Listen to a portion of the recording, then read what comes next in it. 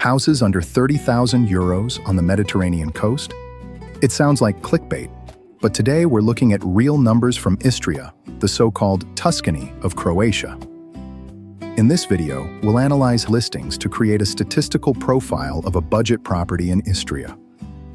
We'll look at everything from the condition and size of the building to the exact distance to the nearest hospital.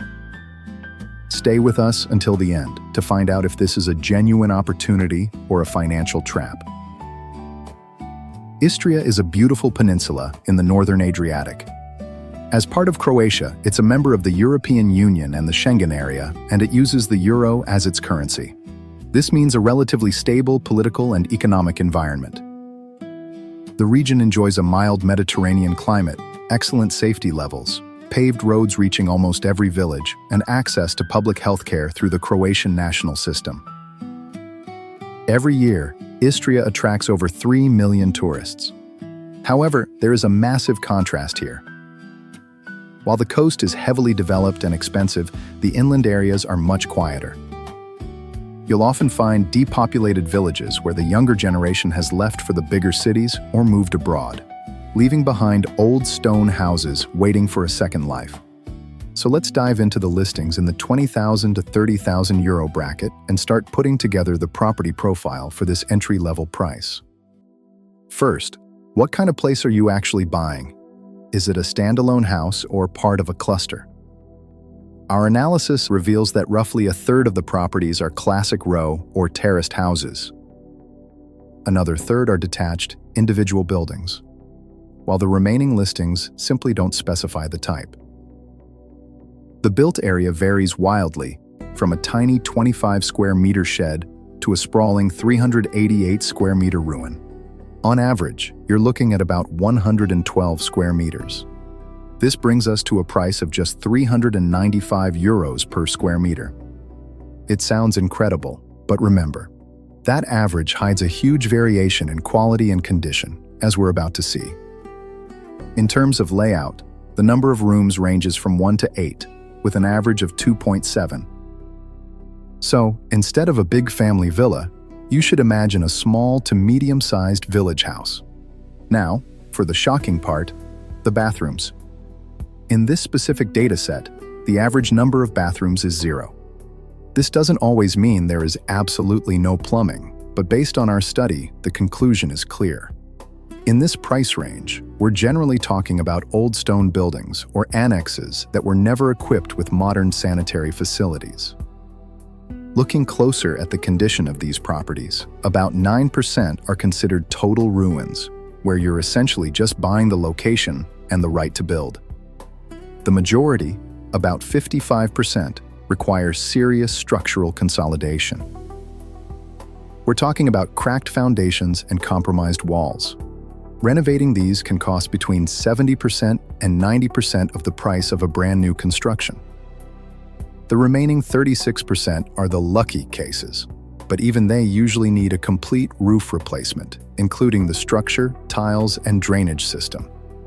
This still involves costs reaching around 60% to 70% of a new build. So let's be clear, you're not buying a move-in ready home. You're buying a reconstruction project. On average, these houses have about 1.3 levels, meaning they're mostly ground floor buildings, sometimes with a small attic or an upper floor. The land area attached to these properties ranges from 0, meaning no yard at all, up to 1,100 square meters. The average plot is about 153 square meters, which is enough for a small garden or a cozy courtyard, but not for a larger farm. Unfortunately, none of the listings in this sample provided a construction year. Either the sellers don't know, or the buildings are so old that their age is no longer considered a selling point. Utilities are the biggest question mark. From the data we analyzed, between 64% and 91% of listings don't mention utilities at all, or they simply don't exist. However, for those that do provide details, the picture looks like this. For water, 27% of properties have it at the property boundary, meaning you have to pay for the final connection. 9% have connections that are currently inactive or disconnected.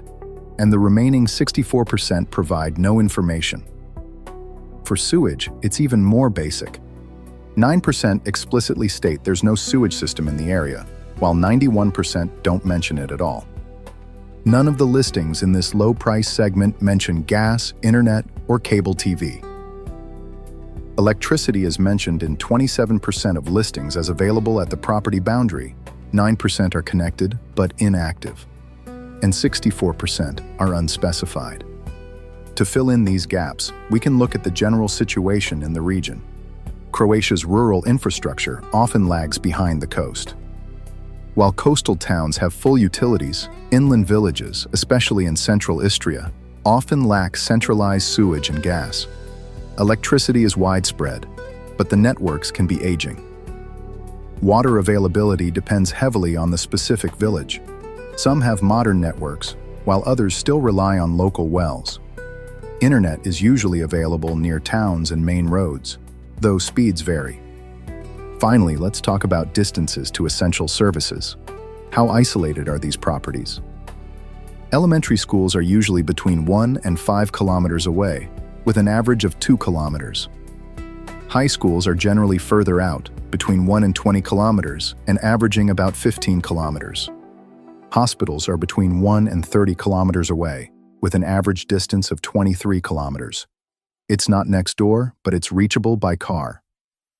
Bus stops are quite close, averaging 2 kilometers, while the nearest train station is usually about 22 kilometers away.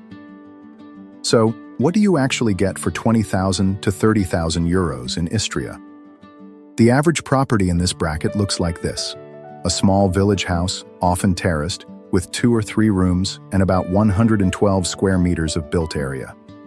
It usually sits on a plot of about 150 square meters. In terms of condition, you're buying a major renovation or even a partial reconstruction project. You'll need to handle structural work, a new roof, new bathrooms, and utility upgrades. All of this comes at an average asking price of 26,000 euros. So, yes, houses under 30,000 euros do exist in Istria, but they're projects, not holiday homes ready for the summer. Is this market worth it? If you're an investor looking for a turnkey property, the answer is no. But if you're looking for an authentic stone ruin to restore from scratch, this segment offers you the basic structure and the land in a premium European location. If you found this data-driven analysis helpful, don't forget to subscribe and hit the notification bell. In our next video, we're raising the stakes. We'll analyze the 30,000 to 50,000 euro range in Istria to see how the profile changes and if those missing bathrooms and utilities finally start to appear in the offers. Thanks for watching, and I'll see you in the next price segment.